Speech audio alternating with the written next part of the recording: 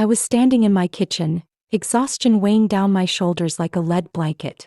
The smell of burnt coffee filled my nostrils as I stared at my phone screen, reading Jeffrey's text for the 5th time. My hands trembled slightly, not from fear but from pure disbelief. Going on a vacation with Connie next week. Don't be jealous, babe. It's just business. Business? With his ex-girlfriend who'd been texting him for months? The same Connie who conveniently needed his marketing expertise for her new boutique? I could taste the bitterness rising in my throat.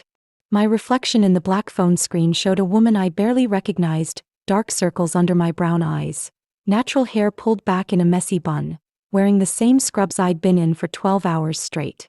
I was Kristen Williams, 32 years old, a registered nurse who'd been carrying this marriage on my back for 3 years.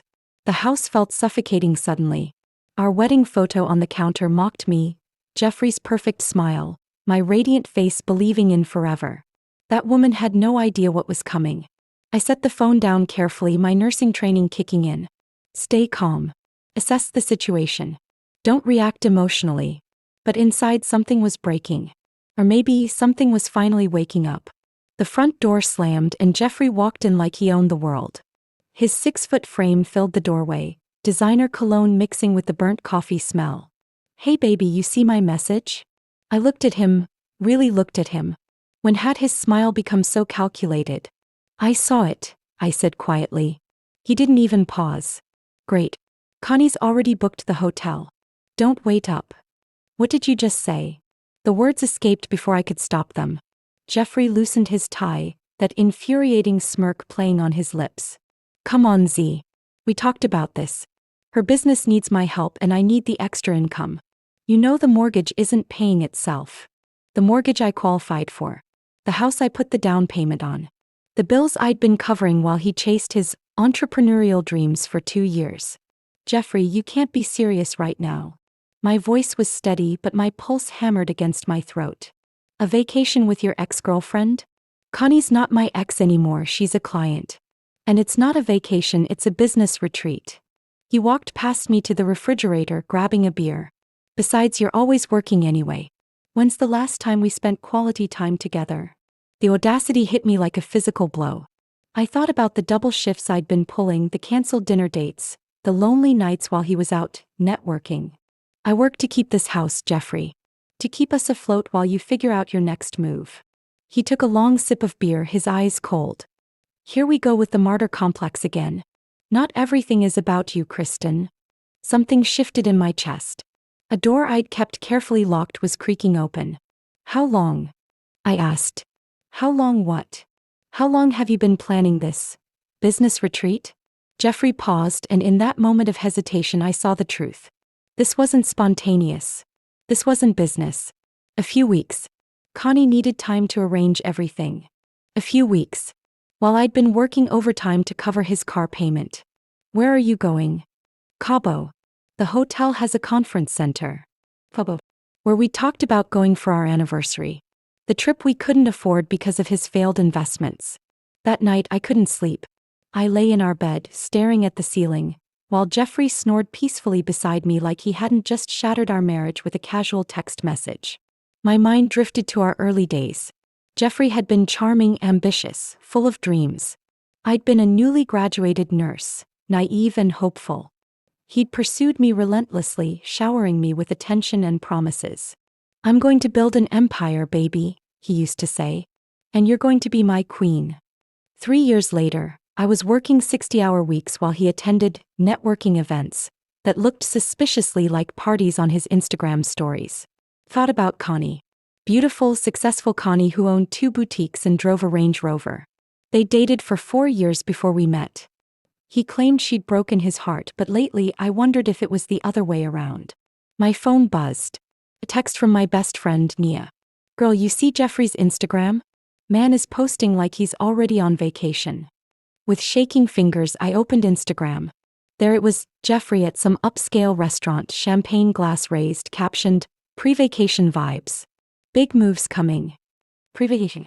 He was celebrating leaving me. I scrolled through the comments.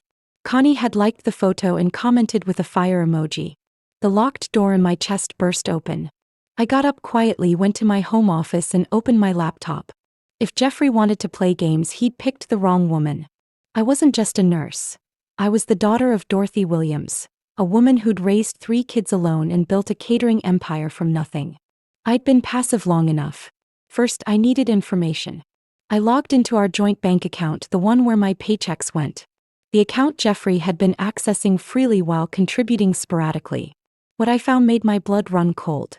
The bank statement read like a betrayal timeline. While I'd been working double shifts, Jeffrey had been spending freely. $500 at an upscale jewelry store last month. $300 at Victoria's Secret. $800 at a spa, services I'd never received. My hands moved quickly across the keyboard, screenshotting everything. The expensive dinners at restaurants we'd never been to together. The hotel charges from weekends when he claimed he was visiting his mother. But the final straw was the $2,000 charge to a travel agency, dated 3 weeks ago. The same day he'd told me we couldn't afford to fix my car's air conditioning. I sat back in my chair, the weight of his deception crushing my chest. This wasn't just about Connie. This was systematic. Calculated. A memory surfaced, Jeffrey insisting I add him to my credit cards for emergencies.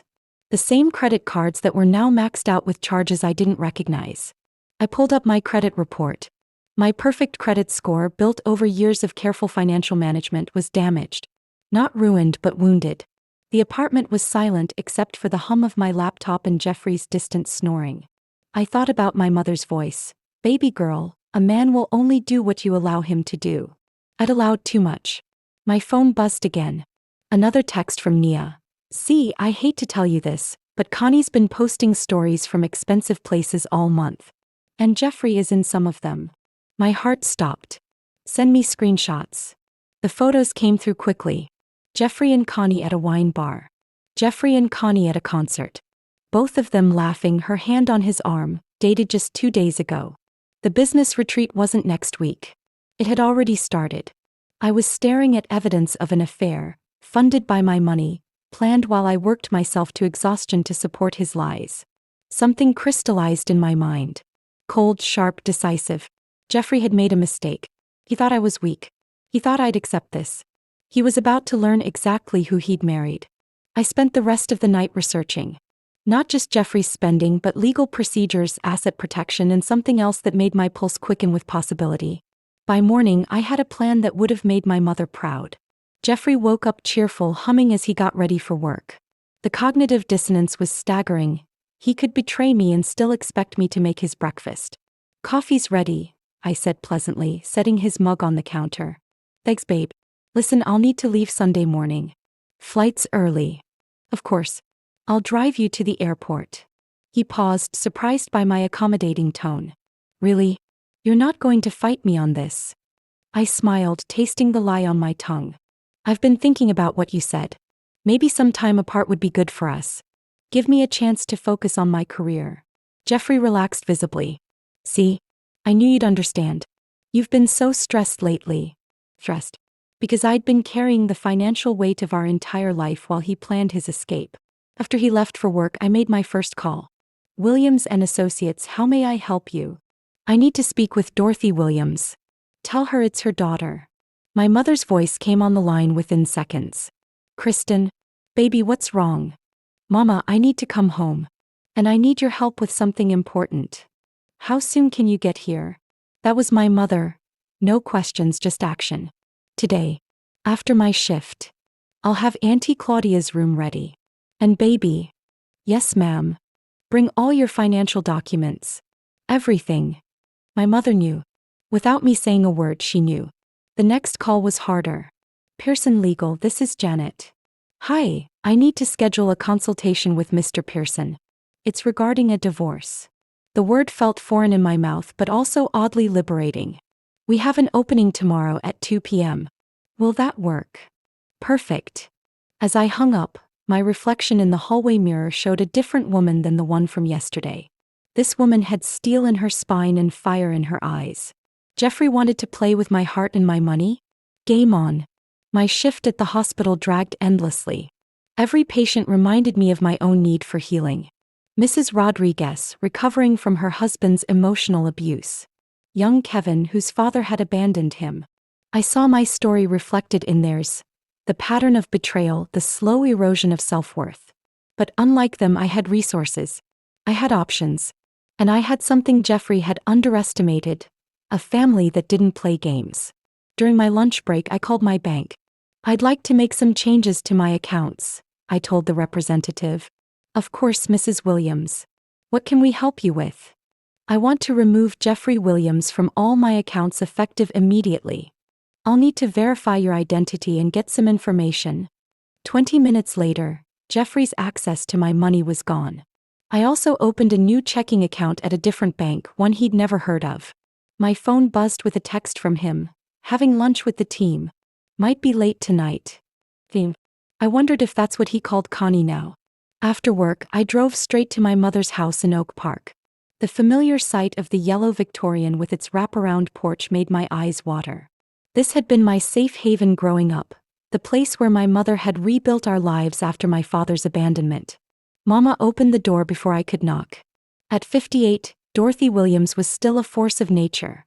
Silver hair perfectly styled, wearing one of her signature power suits even at home. "Come here, baby."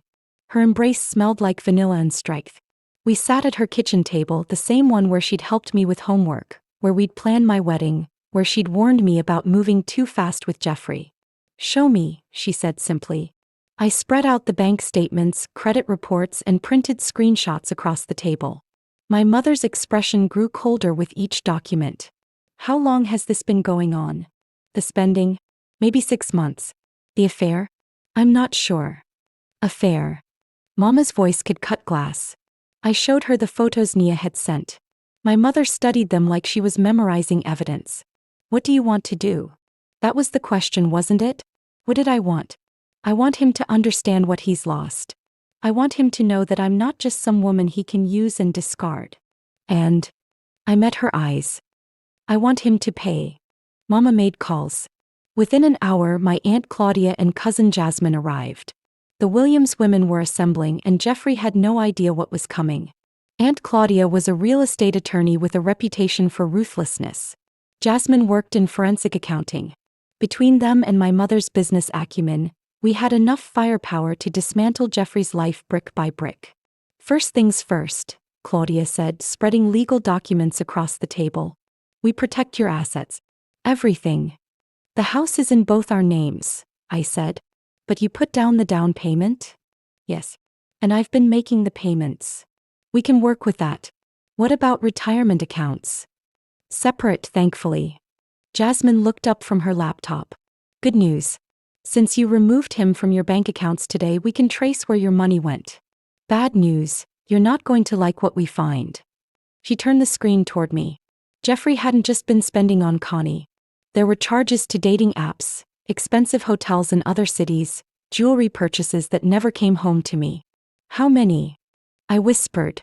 "Based on the spending patterns, at least 3 other women." The room spun slightly. 3 others. Plus Connie. While I worked myself to exhaustion believing in our marriage. "Baby," Mama said softly, "are you sure you want to see all of this?" I thought about the woman I'd been yesterday. Tired, naive, making excuses for a man who was systematically destroying my life. Then I thought about the woman I wanted to be. "Show me everything." The next 2 hours were brutal. Credit cards used for weekend getaways I'd never taken. Expensive lingerie purchases that never made it to my drawers. Restaurant charges from dates that weren't with me. But the worst part was the timeline. It all started right after our 2nd anniversary, when I'd gotten my promotion and started making more money. Jeffrey hadn't just been unfaithful, he'd been using my success to fund his betrayal. "We need to move fast," Claudia said. "If he's planning to leave permanently, he might try to access joint assets or damage your credit further." "What do you recommend?" "We file for divorce immediately. Emergency motion for asset protection. And we make sure he knows that crossing a Williams woman was the biggest mistake of his life." Jasmine grinned. "I love family reunions." That night, lying in my childhood bed, I felt something I hadn't experienced in years. The backing of people who truly loved me. Jeffrey was about to learn what that felt like from the other side. Mr. Pearson's office overlooked downtown, all mahogany and intimidation.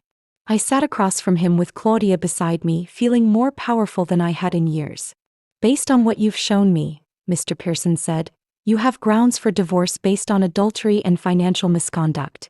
The fact that he used your funds for his affairs actually strengthens your position significantly. What are my options? We can file for immediate separation of assets, seek reimbursement for the misused funds, and push for a quick dissolution. Since there are no children involved and most major assets are in your name, this could be relatively straightforward. How long? If he doesn't contest, 6 months. If he fights? Mr. Pearson smiled grimly. Well, let's just say fighting would be expensive for him. Claudia leaned forward. What about criminal charges for the credit card fraud? Technically possible, but probably not worth pursuing unless you want maximum damage. I thought about that. Maximum damage. The phrase appealed to me more than it should have. Let's start with the divorce and asset protection. We can always escalate. I'll file the papers today. How do you want him served? A delicious thought occurred to me.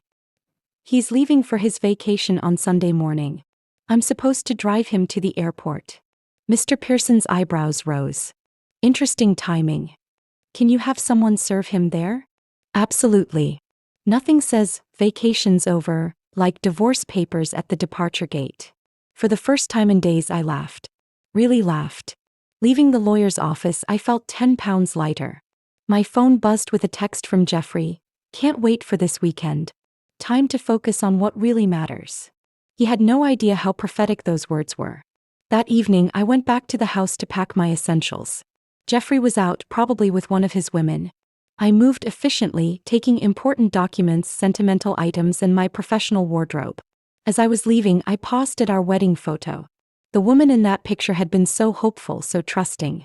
She deserved better than what Jeffrey had given her. I left the photo on the counter next to a note. Gone to focus on what really matters. See. He'd understand soon enough. Saturday passed in a blur of preparation. I changed my emergency contacts at work, updated my address with the bank, and made arrangements to have my car serviced. Every detail mattered now. Jeffrey called that evening, his voice artificially cheerful. Hey babe, everything okay? Your note was kind of cryptic. Everything's fine. Just staying at mom's tonight. Girl time, you know. Cool. I'll see you in the morning for the airport run. Wouldn't miss it. After I hung up, Mama looked at me with concern. You sure you want to do this? You could just let the process server handle it. No. I need to see his face. I need him to know that I know. What if he gets angry? I thought about that. Jeffrey had never been violent, but desperate people did desperate things. I'll have backup.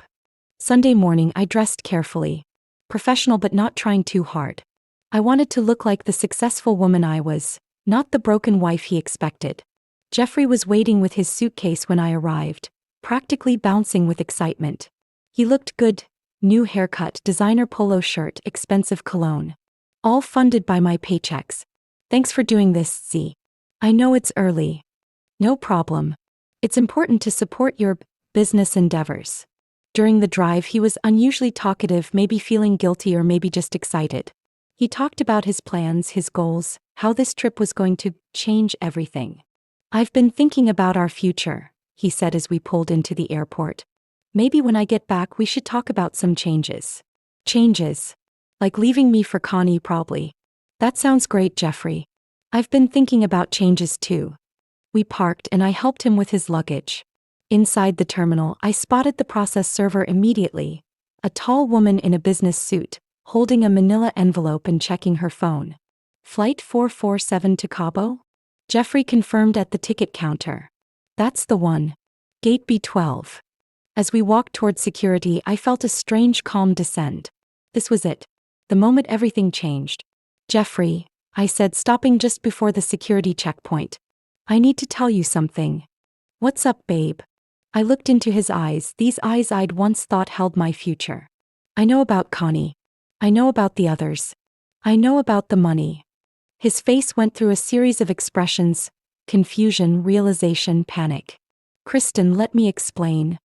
Mr. Williams? The process server appeared beside us. Jeffrey Williams? Yes. You've been served. She handed him the envelope and walked away, leaving him standing there holding the papers while travelers flowed around us like water around a stone.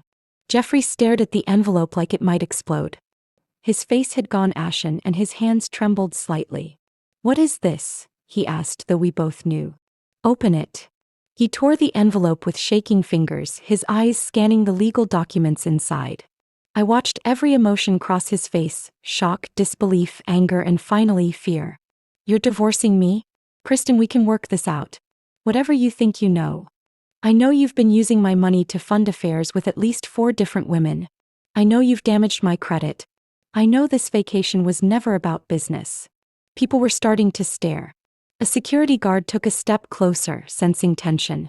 "You're being dramatic," Jeffrey said, but his voice cracked. "Connie is just..." "Don't." The word came out harder than I intended. "Don't insult my intelligence any more than you already have." He tried to step closer, but I held my ground. "Baby, listen. I made some mistakes, but we can fix this. I love you. You love my bank account. You love my credit score. You love having someone to fund your lifestyle while you play entrepreneur." "That's not true." "Then explain the jewelry purchases that never came home. Explain the hotel charges when you were supposedly visiting your mother. Explain the dating app subscriptions." His mouth opened and closed like a fish out of water. Behind him, his flight was being called for boarding. "I can't believe you're doing this now," he said, desperation creeping into his voice. "Right before my trip. Your romantic getaway with another woman? Yeah, the timing's perfect. It's business, Kristen. I swear it's just business." I pulled out my phone and showed him one of the photos Nia had sent him and Connie at the wine bar, her lips pressed against his cheek. "Explain that business meeting." The fight went out of him like air from a punctured balloon. He sagged against his suitcase, suddenly looking older. "How long have you known? Does it matter? What matters is what happens next." "Which is?" I leaned closer, close enough to smell his expensive cologne bought with my money. "You take your little vacation. Enjoy Cabo. But when you get back, you'll find your things in storage and the locks changed. My lawyer will be in touch. You can't do this." "I already have. Final boarding call for Flight 447 to Cabo." Jeffrey looked between me and the gate, trapped between his lies and his plans. "Go," I said. "Don't keep Connie waiting." I watched Jeffrey walk toward his gate, his shoulders slumped in defeat.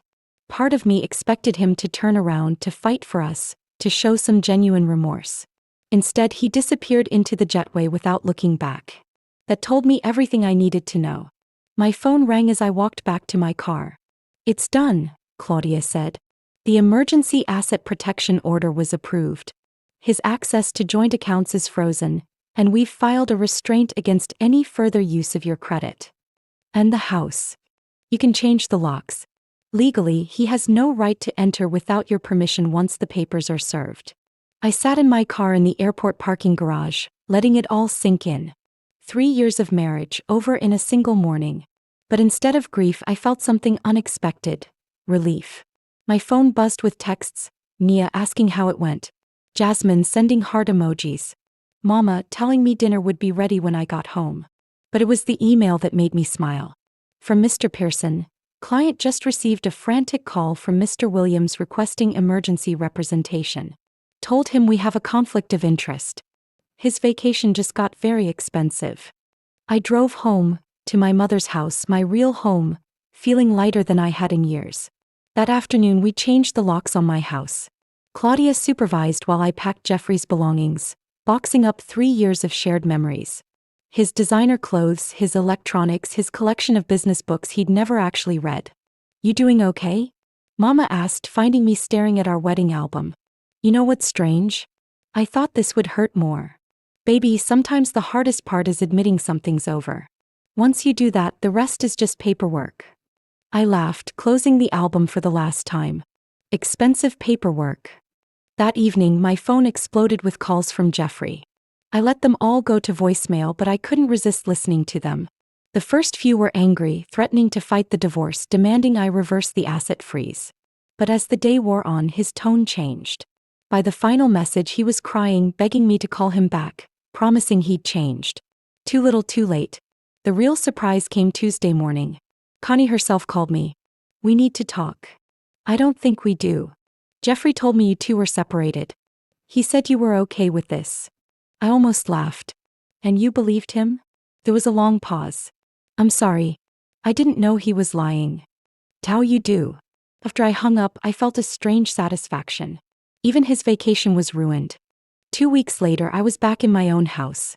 It felt different without Jeffrey's presence, cleaner somehow. More peaceful. Jasmine had finished her forensic accounting and the numbers were staggering. Jeffrey had spent over $30,000 of my money on his affairs and lifestyle. Money I'd earned working double shifts, nights, weekends. The good news, she said over coffee, is that you can recover most of it. The court doesn't look kindly on this kind of financial infidelity. And the bad news? He's apparently broke. Turns out his business ventures were all funded by credit cards and loans. You might win the judgment but never see the money. I wasn't surprised. Jeffrey had always been better at spending than earning. My phone rang. A known number, but I recognized the voice. Kristen, it's Connie. What do you want? I wanted to apologize properly. And to tell you something important. Against my better judgment, I listened. Jeffrey has been lying to both of us. He told me you two were getting divorced months ago. He said you'd moved out, that you were seeing someone else. My blood boiled, but I stayed calm. And you believed him? I wanted to. I still had feelings for him and I thought maybe we could work this time. How's that going for you? She laughed bitterly. He's been staying in my hotel room, but he's been sneaking out at night. I followed him yesterday. He's been seeing another woman here in Cabo. Even in the middle of his affair, Jeffrey was having another affair. The audacity was almost impressive. I'm sorry, Connie continued. I'm really sorry. I should have verified his story. Yes, you should have. Is there anything I can do to make this right? I thought about that. There was something actually. Are you willing to testify about his lies? About the money he spent on you? Absolutely. He used me too, just differently. After we hung up, I called Mr. Pearson with the update. With Connie's testimony, we could prove Jeffrey's pattern of deception and strengthen our case for financial restitution. That night, I cooked dinner in my quiet house, poured myself a glass of wine, and sat on the porch watching the sunset. For the first time in years, I felt like myself again. My phone buzzed one last time. A text from Jeffrey. Please call me. We can fix this. I deleted it without responding. Some things were beyond fixing and I was finally okay with that. 6 months later, I stood in the courthouse holding my decree of divorce. The judge had been unimpressed with Jeffrey's excuses and financial misconduct. I was awarded the house, restitution for the misused funds, and my maiden name back if I wanted it. I chose to keep Williams. Not for Jeffrey, but because I'd earned the right to define what that name meant. Jeffrey had tried to contest everything, but his case fell apart when Connie testified about his lies and manipulation. Turned out she wasn't the only one willing to speak against him. His pattern of using women for financial gain stretched back years. Walking down the courthouse steps, I felt the sun on my face and breathed deeply. Free. I was finally free. My phone rang. Mama, of course. How'd it go, baby? It's over. Really over. Good. Now what? That was the question, wasn't it? What came next for the new Kristen Williams? I'm thinking about that promotion at work. The one that requires traveling. The one you turned down because Jeffrey didn't want you gone so much? That's the one. Sounds perfect. That evening we celebrated at Mama's house. 3 generations of Williams women who'd survived and thrived despite the men who'd tried to break them. As we toasted my new life, I thought about the woman I'd been a year ago, exhausted and taken for granted. She never could have imagined this moment. My phone buzzed with a text from an unknown number. Heard about the divorce. You free for coffee sometime? David, from the hospital. I smiled. Dr. David Chin, the cute pediatric surgeon who'd been asking me out for months while I was still playing the devoted wife. Maybe I was ready for coffee. Maybe I was ready for a lot of things. But first I had a life to rebuild. A career to advance. A future to create on my own terms. Jeffrey had texted me one last time the week before. I hope you're happy now. I was happier than I'd been in years. And the best part? I'd done it all myself. The Williams women don't just survive betrayal. We transform it into strength. And I was just getting started. So that's my story. I know it sounds crazy, but I swear this all really happened. Do you think I was wrong to put my foot down, or would you have done the same thing?